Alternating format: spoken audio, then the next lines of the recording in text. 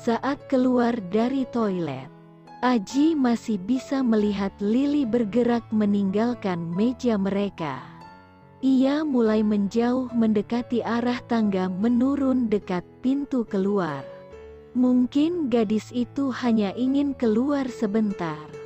Saat itulah, seorang pelayan mendekatinya. "Pak, Mbak yang tadi makan sama Bapak harus pergi duluan.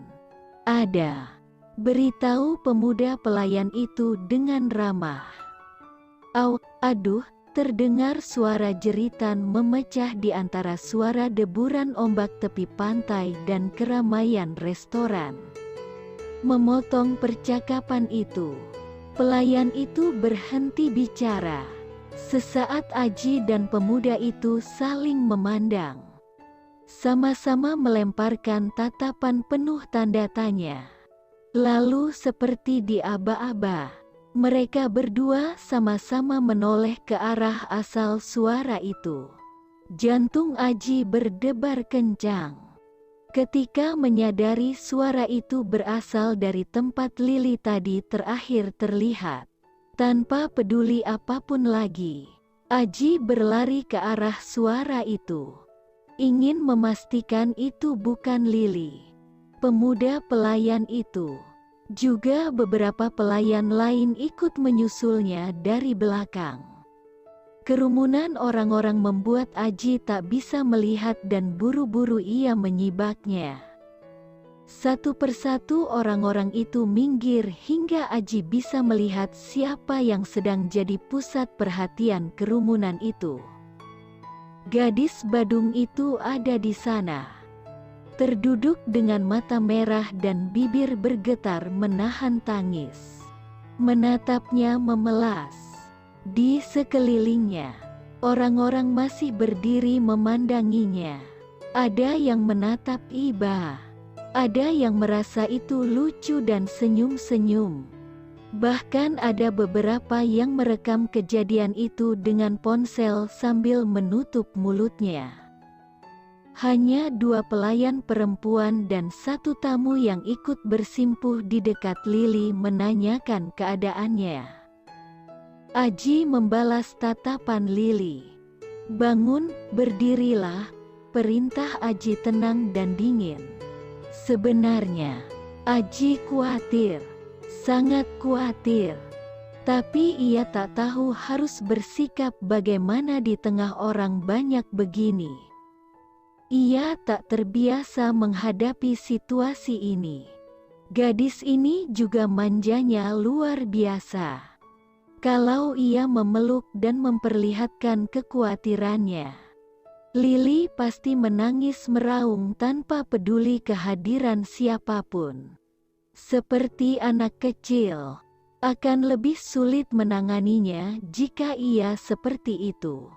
Mendengar kata-katanya yang dingin, Lily ingin sekali berteriak pada Aji. Meski Lily tahu, ini memang salahnya. Tak seharusnya Aji bersikap sedingin itu. Apa Lily begitu memalukan untuk sekedar dibantu untuk berdiri? Maka Lily pun menunduk, bersiap untuk berdiri. Pelayan wanita di sebelahnya membantu. Tapi ketika ia mencoba menggerakkan mata kakinya, tubuhnya bergetar seperti tersetrum listrik dan ia menjerit. Sesuatu yang menyakitkan menyambar kakinya. Aji tak bisa menahan diri lagi. Peduli amat, ia berjongkok di sisi Lily, menyelipkan tangan kanannya di belakang kedua kaki Lily. Lalu tangan kirinya memeluk punggung gadis itu. Ia membopongnya. Meski ia bisa merasakan tubuh Lily menegang saat ia mengangkatnya. Secara otomatis, tangan Lily bergerak melingkari leher Aji agar keseimbangan mereka terjaga. Seorang pelayan wanita membantu membawakan tas Lily. Mengikuti langkah Aji, jantung Aji seperti habis berlari maraton. Berdetak cepat sekali hingga terasa sedikit nyeri. Bukan nyeri biasa, tapi entah mengapa ini jauh lebih tidak enak. Kakinya berusaha berjalan secepat yang ia bisa. Ia tak mau Lili mendengar suara jantungnya yang sedang tak bisa dikendalikan. Kepala Lili bersandar di dada Aji. Aroma sampo samar tercium hidung Aji.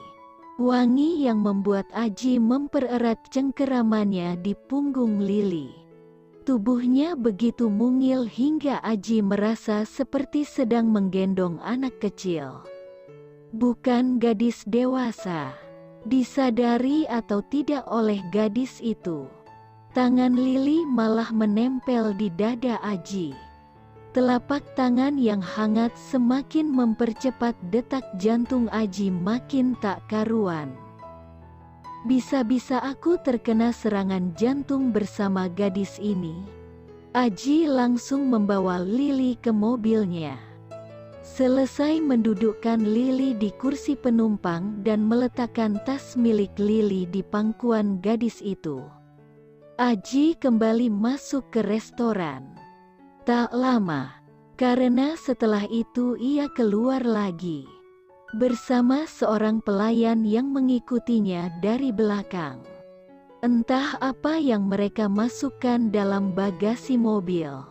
Lili tak sempat memperhatikan. Ia terlalu sibuk mengendalikan rasa takutnya. Setelah selesai, Aji masuk ke mobil. Rupanya handphone Lili tadi ikut terjatuh dan benda itu sekarang ada di tangan Aji. Tepat saat Aji masuk ke dalam mobil, handphone Lili berbunyi. Lili ingin menjawabnya, tapi Aji sudah menekan tombol terima dan ia meletakkannya di telinganya sendiri. Seseorang berbicara dari ujung telepon. Suara laki-laki. Sesaat hati Aji memanas. Namun, setelah laki-laki itu selesai bicara, ia pun paham. Tidak perlu. Pak, istri saya sudah saya jemput, jawab Aji dengan nada tegas usai laki-laki itu bertanya. Matanya sempat melirik Lili. Sorot matanya seperti sedang melemparkan pisau terbang. Baik, saya cancel. Selesai bicara, ia membuka aplikasi taksi online itu, menekan cancel pada pesanan Lili. Kepala Aji masih terasa panas hingga ke ubun-ubun. Ia nyaris meledak. Dengan susah payah ia menekannya demi Lili. Tapi saat melihat gadis itu, kemarahannya makin menjadi-jadi. Ia tidak marah pada Lili. Ia marah pada dirinya sendiri. Ini semua kesalahannya. Semua karena keisengannya.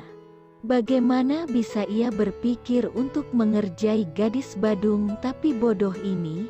Itu sebabnya gadis itu lari. Itu sebabnya ia jatuh.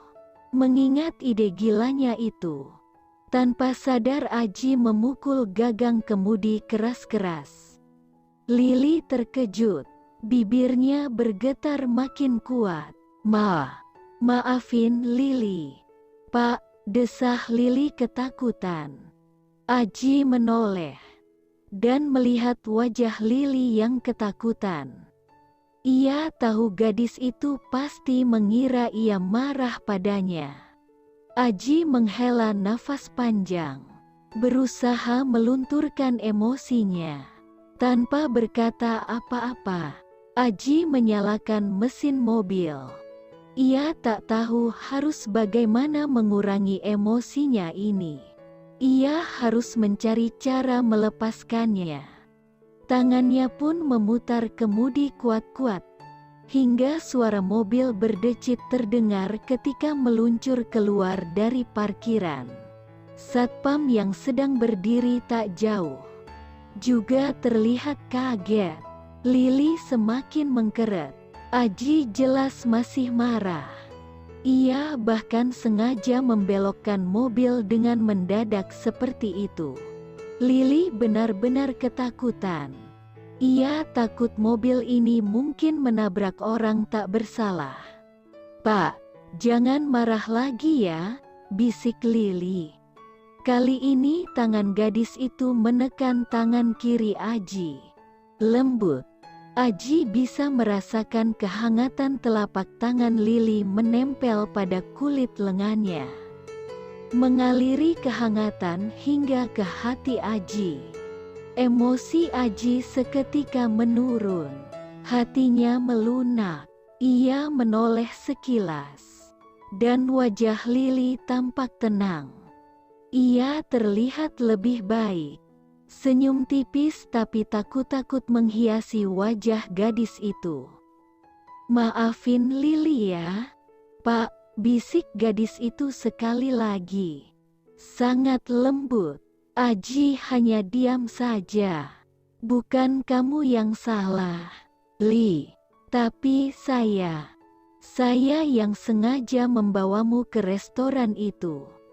Sengaja membuatmu ketakutan harus membayar semua makanan itu. Sengaja ingin membuatmu memohon pada saya untuk menjadi dewa penolongmu untuk membayar tagihannya.